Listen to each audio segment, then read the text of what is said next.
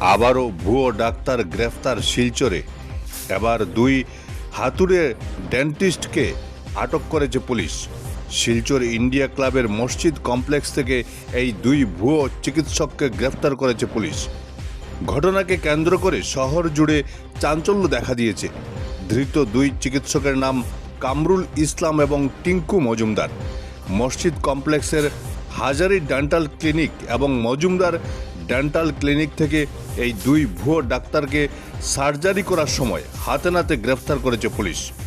গত 10 বছর থেকে তারা ভুয়ো ডেন্টিস্ট সেজে মানুষের জীবন নিয়ে খেলছে। এই দুই ভুয়ো ডাক্তারকে আদালতে তুলে রিমান্ডে নিয়েছে পুলিশ। এ ব্যাপারে বিস্তারিত জানিয়েছেন পুলিশ সুপার নোমাল মাহাত্তা। ব্যুরো রিপোর্ট বরাক বিশন।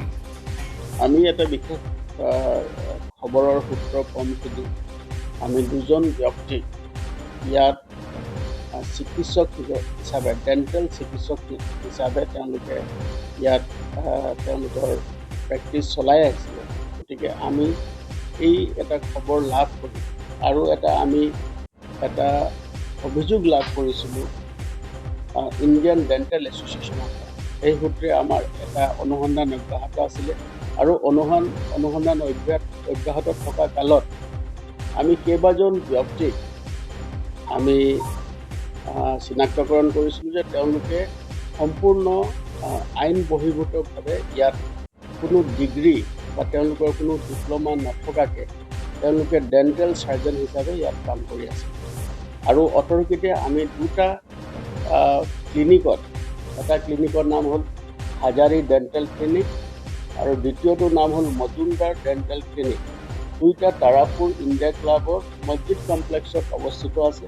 তাত আমি অতৰ্কিতে যেতিয়া অভিযান চলাওঁ, অভিযান কালত দুজনকৈ ভুৱা চিকিৎসক, এজনৰ নাম হ'ল কামৰুল ইছলাম হাজাৰী, তেওঁৰ পিতৃৰ নাম হ'ল মহম্মদ আলী হাজাৰী, মধুৰবন শিলচৰ, আৰু দ্বিতীয়জন ব্যক্তি হ'ল টিংকু মজুমদাৰ, তেওঁৰ পিতৃৰ নাম হ'ল আবাদুৰ ৰহমান মজুমদাৰ, মালুগ্ৰাম শিৱবাৰী। এই দুইজন ব্যক্তিয়ে যোৱা 10 বছৰ ধৰি তেওঁলোকে ইয়াতে ক্লিনিক খুলি ভুৱা চিকিৎসক হৈ আৰু মানুহক আভুৱা কৰি তেওঁলোকে চিকিৎসা চলাই আহিছিলে। আৰু আমি এই গোপন সূত্ৰৰ কমপ্লিট তেওঁলোকক ধৰিবলৈ সক্ষম হ'লোঁ। আৰু যেতিয়া তেওঁলোকক আমি ধৰিছোঁ বা তেওঁলোকক এপ্ৰিহেণ্ড কৰিছোঁ, তেওঁলোকৰ পৰা ভুৱা চিকিৎসকৰ যি পেড আছে সেই পেড আমি লাভ কৰিছোঁ। আৰু তেওঁলোকে চিকিৎসা চলাই থকা অৱস্থাত আমি যিসকল পেচেণ্ট বা ৰোগী আছিলে সেই ৰোগীৰো আমি ষ্টেটমেণ্ট লৈছোঁ। আৰু ৰোগীসকলেও আমাক জনাইছে যে তেওঁলোকে ডেণ্টেল চিকিৎসক হিচাপে জানে আৰু তেওঁলোকে তাত চিকিৎসা গ্ৰহণ কৰি আহিছে।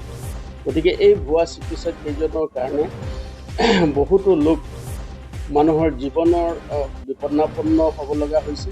গতিকে তেওঁলোকক আমি এপ্ৰিহেণ্ড কৰিছোঁ আৰু তেওঁলোকৰ বিৰুদ্ধে আমি তদন্ত চলাই আছোঁ। আৰু এই যিটো এটা চক্ৰ বহুদিনীয়া তেওঁলোকে ভুৱা চিকিৎসাৰ নামত অৰ্থ সংগ্ৰহ কৰাৰ যি তেওঁলোকৰ প্ৰৱণতা, তাক আমি আৰু অধিক অনুসন্ধান চলাই আছোঁ। আৰু ইয়াৰ লগত সম্পৰ্কিত থকা যিসকল ব্যক্তি আছে তেওঁলোকেও যাতে আমি সোনকালে অনুসন্ধানৰ জৰিয়তে চিনাক্তকৰণ কৰি তেওঁলোকৰ বিৰুদ্ধে কঠোৰতম আইনগত ব্যৱস্থা ল'ব পাৰোঁ, তাৰ কাৰণে আমি তৎপৰ হৈ আছোঁ। এতিয়া আমাৰ প্ৰাৰম্ভিক তদন্তকালত দেখা গৈছে আৰু আমি যেতিয়া আমাৰ পুলিচৰ দল সেই ক্লিনিক দুটাত যেতিয়া আমি অতৰ্কিত অভিযান চলাওঁ, সেই সময়তো তেওঁলোকে চিকিৎসা নামত তেওঁলোকে এনেকুৱা চাৰ্জাৰী কৰি থকা অৱস্থাত আমি তেওঁলোকক ধৰা পেলাবলৈ সক্ষম হৈছোঁ। গতিকে ই অতি নিন্দনীয়। আৰু তেওঁলোকৰ এই যি ভুৱা চিকিৎসাৰ নামত তেওঁলোকৰ দুখীয়া দৰিদ্ৰ লোকৰ পৰা অৰ্থ সংগ্ৰহ কৰি আছে, তেওঁলোকৰ বিৰুদ্ধে আমি কঠোৰতম আইনগত ব্যৱস্থা ল'বৰ কাৰণে তৎপৰ হৈ আছোঁ। আৰু তেওঁলোকক আমি মাননীয় আদালতত প্ৰেৰণ কৰিম আৰু তেওঁলোকক আমি পুলিচ হেফাজতত তেওঁলোকক বিচাৰিম।